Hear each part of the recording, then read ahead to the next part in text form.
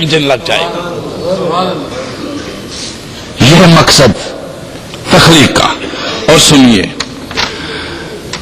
ان چیزوں کو جب بیان ہوا جو میں نے آپ کے سامنے بیان کر دی، اور اس بیان کے بعد انسان کی حیثیت بھی میں نے بتا دی، مقصد بھی بتا دیا آپ کو۔ آپ سب ایسے ہی ہیں جو نااہل، غافل، سست، کاہل، صبح کوئی اٹھاتا رہتا۔ کیا ہر شخص کو صبح اس کا ضمیر اٹھا نہیں رہا ہوتا؟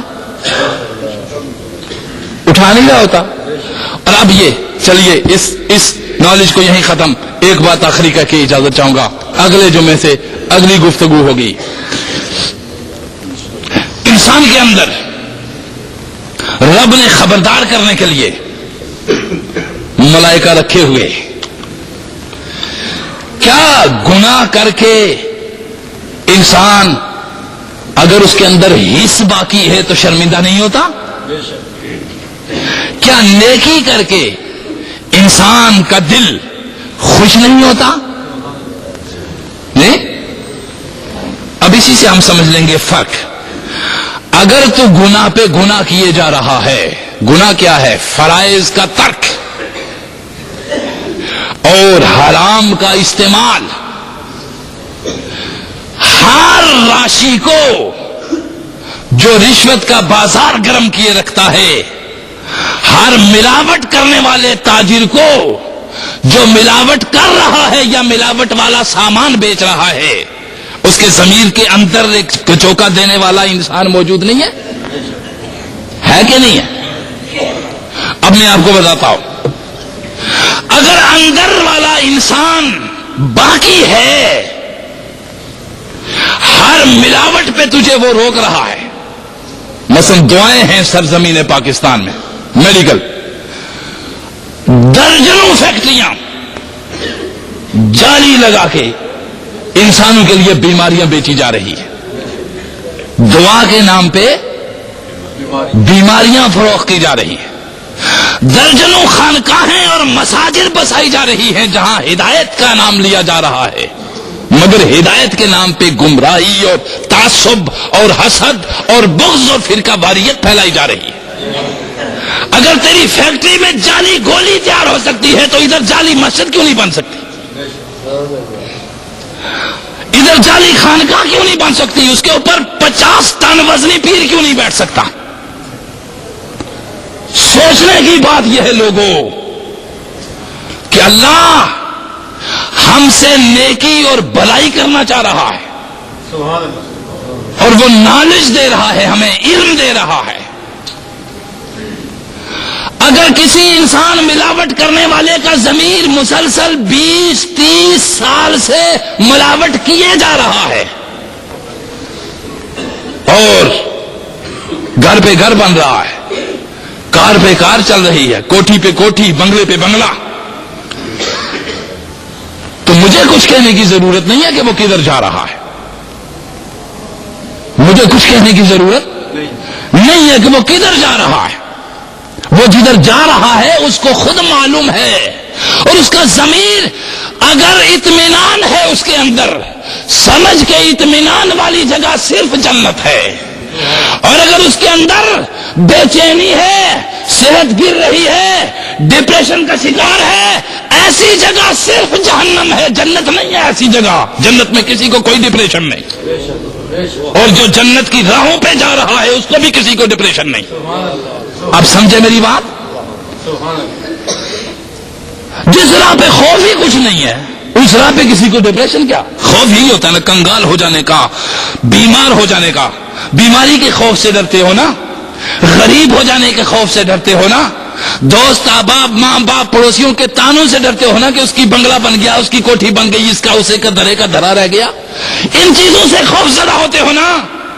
تو رب کہتا ہے لا خوف علیہم ولا هم یحزنون، فرمایا پروردگار عالم نے کہ میری شاہراہ پہ جو لوگ چل رہے ہوتے ہیں میں انہیں ہر ڈپریشن سے پاک کر دیتا ہوں، اور اس شاہراہ پہ چلنے والے کا نام ولی رکھا گیا ہے۔ اس شاہراہ پہ چلنے والے کا نام کیا رکھا گیا ہے؟ ولی. کیوں نہیں سمجھتے جانے من کہ شاہراہ الہی اور شاہراہ مصطفیٰ پہ چلنے والے کا نام کیا رکھا گیا ہے؟ الا ان اولیاء اللہ لا خوف علیہم ولا هم یحزنون. ایک پرامن شاہراہ پہ تم چل رہے ہو تو کس چیز کا خوف ہوگا؟ بستی ہی امن کی ہے. بستی ہی کیا ہے؟ امن کی ہے. وہاں تمہیں کس چیز کا خوف ہوگا؟ یہ نہیں بتا کہ ادھر سے کوئی نکلے گا گولی مار دے گا, ادھر سے کوئی نکلے گا چھرا گھونپ دے گا, ادھر سے کوئی نکلے گا عزت لوٹ لے گا, ادھر سے کوئی لوٹ لے گا. نہیں میری جان, جب تو اللہ کا دوست بن گیا, اللہ فرماتا ہے میں آسمانی ملائکہ کو تیری حفاظت کے لیے اتار دیتا ہوں. یحفظونہ بامر اللہ, جو میرے حکم سے تیری عزت کی بھی حفاظت کر رہے ہوتے ہیں, تیری جان کی بھی حفاظت کر رہے ہوتے ہیں, تیرے ایمان کی بھی حفاظت کر رہے ہیں. اب آپ سمجھے, خدا سے دور ہو کر ڈپریشن, بے چینی, ملاوٹ کرنے والوں کی روحیں کبھی بے چین نہیں. چہروں پہ نوست اڑ رہی ہوتی ہے کہ نہیں اڑ رہی ہوتی؟ مسلسل ایک شخص اگر 6 مہینے یا سال غصے کی کیفیت میں رہے تو چہرہ ہیبت ناک شیطان کی طرح ہو جاتا ہے کہ نہیں ہوتا؟ غصہ انسان کے چہرے کو بھی اسی شکل میں بدل دیتا ہے. تیری دیواریں اسی طرح ٹیڑھی ہو جاتی ہیں جس طرح گھر کی دیواریں ٹیڑھی ہوتی ہیں, اس طرح تیری یہ ہڈیاں بھی وہ دیواریں ہیں جو ہر ڈپریشن, ہر گناہ, ہر بلوا سے ٹیڑھی ہوتی رہتی ہے. ہر منحوس گمراہ کن شخص کے چہرے کی دیواریں ایسی ناہموار ہوتی ہیں کہ جنہیں دیکھنے سے ہی انسان کو قے ہونے لگتی ہے. مجلس میں بیٹھنا تو درکنار رہا, دیکھنے سے ہی انسان کو الٹیاں ہونے لگ جاتی ہیں. اور ہر اللہ کے دوست, ہر مقرب, ہر اس کے ولی کی چہرے کی کیفیت یہ ہونے لگتی ہے کہ اس کے اندر وہ مضبوط قسم کی لہریں پیدا ہو جاتی ہیں کہ اذا رأوہ ذکر اللہ, اس کے چہرے کو دیکھو تو خدا یاد آنے لگتا ہے.